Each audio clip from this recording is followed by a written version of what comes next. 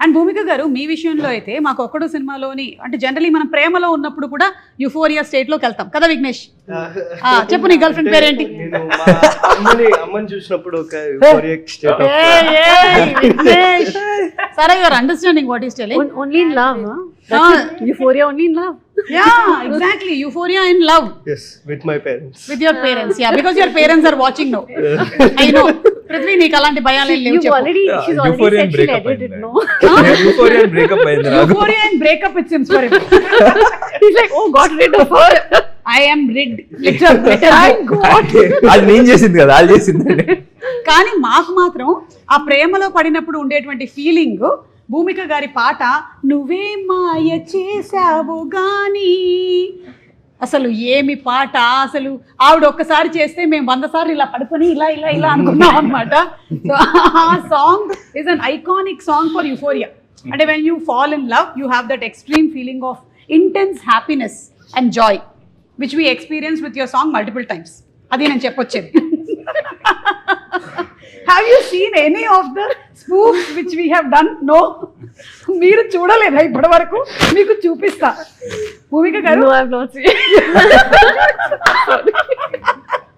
I will show you, okay? Especially ఒక్కటి చెప్పండి నిజంగా, ఇప్పుడు మిమ్మల్ని మీరు పోడుకోవడం కాదు, ఒక్కడప్పుడు చూసిన స్వప్నం ఎలా ఉందో ఇప్పుడు యూఫోరియాలో వింధ్య కూడా అలాగే ఉందా లేదా? ఎగ్జాక్ట్లీ. అది మీరు ఏం తింటూ ఉంటారు? మీరు what you eat? Sorry, I'm really laughing. No, it's okay. I think ఈవిడ పొద్దున మధ్యాహ్నం రాత్రి అందం తింటారు. Beauty eating beauty. Sleeping beauty విన్నాం కానీ eating beauty. That's very sweet of you. సినిమాలో కూడా మన యూఫోరియాలో ఒక్కళ్ళు ఎంత చక్కగా ఉన్నారో అంతే చక్కగా ఉంటాను. ఎస్.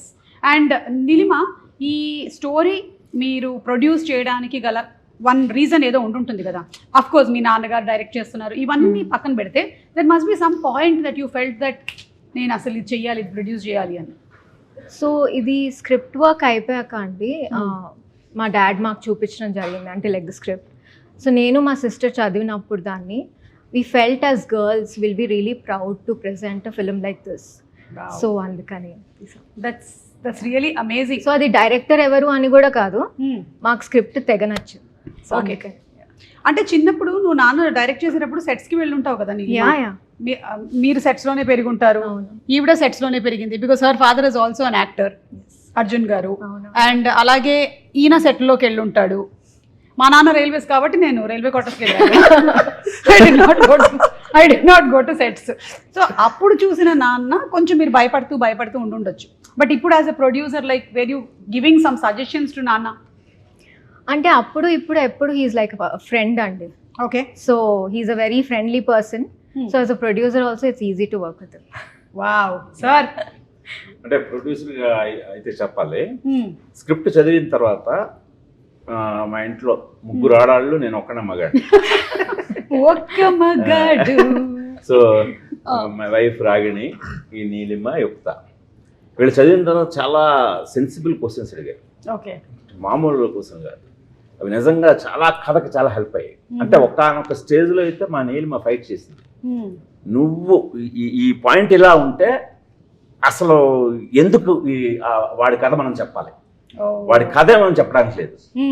సో అని చాలా ఫైట్ చేసింది. ఫైట్ చేస్తే నేను ఆ పర్టిక్యులర్ ఆ పాయింట్ అది నిజంగా నాకు చాలా హెల్ప్ అయింది.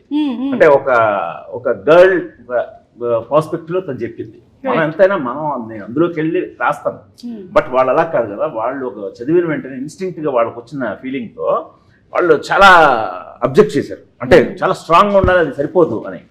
సో అది నన్ను చాలా ఇన్స్పైర్ చేసి తిరిగి వీళ్ళ ముగ్గురిని కన్విన్స్ చేయడానికి నాకు ఇంకొక 3 months పడుతుంది. 3 months?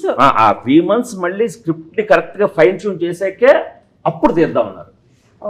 సో అది నాకు బాగా హెల్ప్ అయింది. అంటే ఇది మనం సినిమా రిలీజ్ అయిన తర్వాత మాట్లాడుకోవడానికి బాగుంటది, రివీల్ చేయాల్సి వస్తుంది, అప్పుడు మాట్లాడదు తప్పకుండా. ఈ డేట్ అప్పుడు కూడా కావాలి. అయ్యో సార్, తప్పకుండా సార్.